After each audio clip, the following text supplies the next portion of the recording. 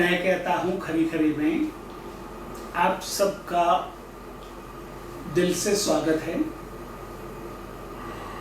Divine Mahakal की ओर से, प्रज्ञा महावतार बाबा जी की ओर से, गुरु माँ की ओर से और मेरी ओर से आप सबको ढेर सारे आशीर्वाद। सुखी रहो, खुश रहो, आगे बढ़ो और एक अच्छे सनातनी बनकर सनातन धर्म क्या है वो समझकर सनातन कल्चर के मुताबिक, सनातन संस्कृति के हिसाब से अपना जीवन जी के दूसरों को प्रेरणा दो।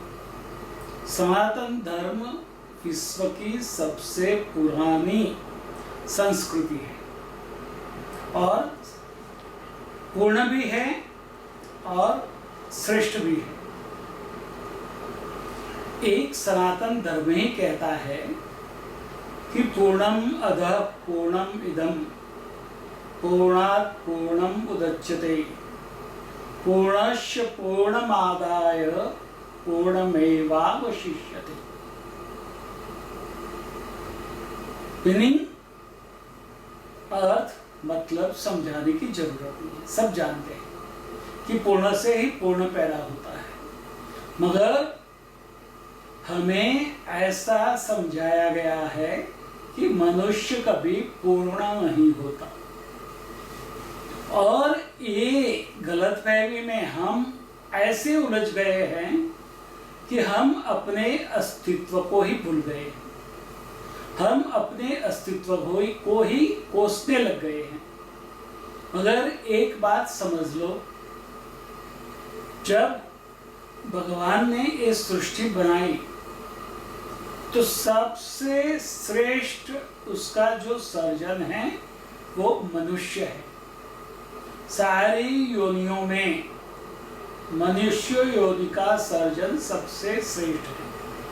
कहते हैं कि भगवान ने 84 लाख योनि बनाई और 84 लाख योनि से गुजरते हुए ये चेतना अपना विकास करती हुई मनुष्य योनि में आती है और मनुष्य योनि भगवान की सबसे श्रेष्ठ सृजन की गई योनि है। एक मनुष्य ही ऐसा है जो भगवान की भगवत्ता को, ईश्वर के ऐश्वर्य को और प्रभु की प्रभुता को समझ सकता है, अनुभव कर सकता है और अनुभव करके वो कैसा है वो बता सकता है। कुत्ते, बिल्ली, गाय, भैंस, जितनी भी और योनियां हैं उसको आप कितना लजीज खाना खिला दो, क्या वो बता पाएंगे कि ये खाना कैसा था? मगर यदि मनुष्य को, आपको आंखें बंद करके ही आपके मुंह में कुछ रख दिया जाए तो आप ऐसे ही बता देंगे कि ये तो रसगुल्ला है, ये गुलाब जामुन है, ये रोटी है, ये परोठा है, ये दाल सब्जी है, ये दाल राइस है, ये हलवा है, ये मोहन पाक है, ये मैसूर है। क्या कोई और योनि ये सारी बातें बता सकती है? कोई भी फूल आंखें बंद करके आपके नाक के आगे, आपकी नासिकाओं के आगे धर दिया जाए और आप सांस लें तो आपको तुरंत ही पता चल जाएगा कि तो गुलाब की खुशबू आ रही है, ये मोगरे की खुशबू आ रही है, ये चंपा की खुशबू आ रही है। क्या कुत्ता, बिल्ली ये सब ये बता सकते हैं? आम, सफरजन, सेब, पाइनएप्पल कुत्ते बिल्लियों को खिलाओ और आपको आंख बंद करके खिलाओ तो आप तुरंत ही कह दोगे कि ये सेब है, ये आम है, ये जामुन है, ये जमरूक है। क्या कुत्ता, बिल्ली, गाय बता सकती है? आप अपनी श्रेष्ठता को समझो। आप सारे प्राणियों से श्रेष्ठ हैं। आप भगवान के सबसे श्रेष्ठ क्रिएशन हो और आप पूर्ण भी हो, परफेक्ट भी हो। आप जो भी करो वो पूर्ण ही कर सकते हो। तो ये भ्रम निकाल दो कि आप पूर्ण नहीं हो। आप ऐसे उलझ जाते हो कि आप में गुस्सा है, आप में वासना है, आप में द्वेष है, आप में लोभ है। अरे भाई, आपने कभी सोचा है कि आप में यदि ईर्ष्या नहीं होती तो आप आगे बढ़ते? आपका मित्र बहुत अच्छा कमा रहा है, अपना खुद का कारोबार चला रहा है, उसको देखकर आपको ईर्ष्या आएगी और आप उससे भी आगे जाने के लिए, कार्य करने के लिए तत्पर हो जाएंगे। क्या ये सही नहीं है? यदि लोभ नहीं होता तो आप बचत करते?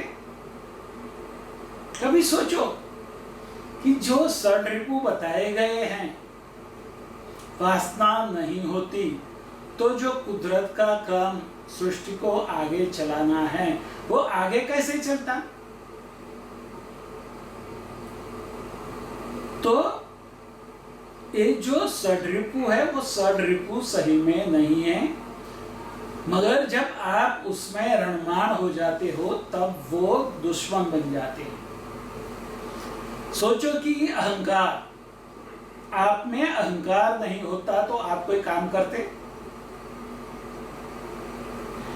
अहंकार की वजह से ही तो आप सारा काम करते हो।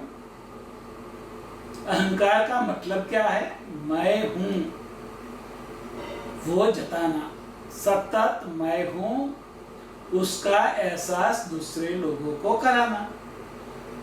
क्या आप ये करके अपनी प्रेजेंस को दूसरों के बीच में जताते नहीं हैं? यदि आप में अहंकार नहीं होता तो क्या कोई आपको पूछता? आपकी कोई वजूद होती? मगर वो अहंकार इतना बड़ा न हो जाना चाहिए कि वो आपको ऊपर से नीचे गिराए। अहंकार से ही तो आप काम करते हैं, द्वेष से ही तो आगे बढ़ते हैं, क्रोध से ही तो फिर से काम करने लग जाते हैं। कभी आपने सोचा है? और वासना से ही आप भगवान का जो कार्य है सृष्टि को आगे बढ़ाना वो करते हैं। यदि वो षड्रिपु कहा गया है तो वो गलत है। जब वो ज्यादा अति हो जाते हैं तब वो दुश्मन बन जाते हैं, मगर हमको तो पहले से ही उसको दुश्मन बता दिया गया और हम नासमझी में वो समझ लिया कि ये हमारे दुश्मन है, उससे हम दूर भागने लगे। तो ये बात समझ लो कि षड्रिपु नहीं है, वो आपको आगे ले जाने की सीढ़ियां हैं, आपकी उन्नति की, आपकी प्रगति की पगथियां हैं। उसी पगथी पर एक एक करके चढ़ के आप अपने आत्मा का एहसास कर सकते हो। यदि अहंकार नहीं होता तो आप कुछ नहीं करते, बैठे रहते। तो ये षड्रिपु को सही मायने में समझना जरूरी है और उसको समझ के अपने जीवन में आगे बढ़ना है। कब तक आगे बढ़ना है? ये पूरा जीवन भगवान की भगवत्ता को अनुभव करने के लिए है, ईश्वर के ऐश्वर्य को मानने के लिए हैं, प्रभु की प्रभुता को अपने अंदर समाने के लिए हैं और अपने आभा मंडल को प्रभा मंडल में तब्दील करने के लिए हैं। ये बात जरा सही तरह से समझ लें। यदि ये सारी बातें आप समझ लेते हैं तो ये मनुष्य जीवन सिर्फ और सिर्फ भगवान की जो समृद्धि है उसको मानने के लिए है, उसको जानने के लिए है, उसका अनुभव करने के लिए है और वो अनुभव करके उसको छोड़कर देव योनि की ओर प्रयाण करने के लिए है। जब तक आप भगवान के ऐश्वर्य को मानोगे नहीं तब तक आप उसको समझोगे कैसे? तो जीवन में जो जो भी सुख हैं वो सारे सुख आपके लिए हैं। वो सुख भुक्तो और कहा है कि तेन त्यक्तेन भुंजिता, उसको भुक्तो, इतने भुक्तो कि अपने आप उसको गिर जाने दो, वो अपने आप छूट जाए। तो एक बात समझना कि जो भी भोग हैं वो भुगतने के लिए हैं, भुगतने के बाद उसको छोड़ना है और छोड़ने के बाद आत्मा के साथ एक रूप होते हुए परमात्मा की ओर गति करना है। ये मनुष्य जीवन का लक्ष्य है, परम लक्ष्य है, परम ध्येय है। मनुष्य जीवन दुख पाने के लिए नहीं है, नरक भुगतने के लिए नहीं है, कीचड़ में पड़े रहने के लिए नहीं है, मगर मनुष्य जीवन भगवान की जितनी भी समृद्धि है, दिव्य रत्ना वसुंधरा माँ पृथ्वी की जितनी भी संपत्ति है वो सारी भुगतने के लिए है। वो भुगतो, वो पामो और उसका अनुभव करते हुए देव योनि की ओर अपने आत्मा को आगे बढ़ाओ। मनुष्य जीवन आत्मा का एहसास करने के लिए है। सब कुछ भुगतने के बाद, सब कुछ छोड़ने के बाद आप जो हो वो आत्मा, उसका एहसास करने के लिए है। आप पहले भी थे, आज भी हैं और आगे भी रहेंगे। कौन से स्वरूप में रहेंगे वो पता नहीं है, मगर होंगे, जरूर होंगे। कहते हैं 14 बार इस सृष्टि का विनाश हुआ है और पुनः 14 बार उसका सृजन हुआ है। काकभूषुंडी जी उसके साक्षी है, विटनेस है। और हर बार प्रलय आता है, सृष्टि का विनाश होता है। कई लोग जो बच जाते हैं पुण्यात्मा, वो सृष्टि को आगे बढ़ाते हैं। अभी देखो ये कोरोना की महामारी आई है, हमने और आपने अपने जीवन में कई महामारियों को आते हुए दिखा है, अनुभव किया है, मगर एक कोरोना जैसी भयावह महामारी कभी आपने अनुभव की है? नहीं की है। क्यों? आज वो आपको भयावह लगती है। आज आप कोरोना के भय से डर कर आपके सारे संबंधों को भूलकर, सारे कुटुंबीजनों को, मित्रों को, अपने सहकार्यकर्ताओं को भूलकर उससे दूर रहने को मजबूर हो गए। आप अपने आप को एकलौते महसूस कर रहे हो, लॉनली महसूस कर रहे हो। क्यों? ऐसी भयावह महामारी कभी नहीं आई थी। ये हुआ, क्यों हुआ कि हम सब, यदि भगवान कहे तो भगवान को, ईश्वर कहे तो ईश्वर को, प्रभु कहे तो प्रभु को, अल्लाह कहे तो अल्लाह को, और सुप्रीम बीइंग कहे तो सुप्रीम बीइंग को भूल गए हैं। हम एक दूसरे की टांग खींच के एक दूसरे के पास जो है वो हड़प करने के लिए बैठे थे, तैयार हो रहे गए थे। उसके पास है तो मैं मेहनत करे पाऊं, ऐसा नहीं, उससे ही मैं छीन लूं। एक भाव सबके मन में घर कर गया था, घर कर गया था नहीं, कर गया है। और उसी वजह से ये महामारी आई है, महाकाल ने भेजी है। उसका संदेश समझो।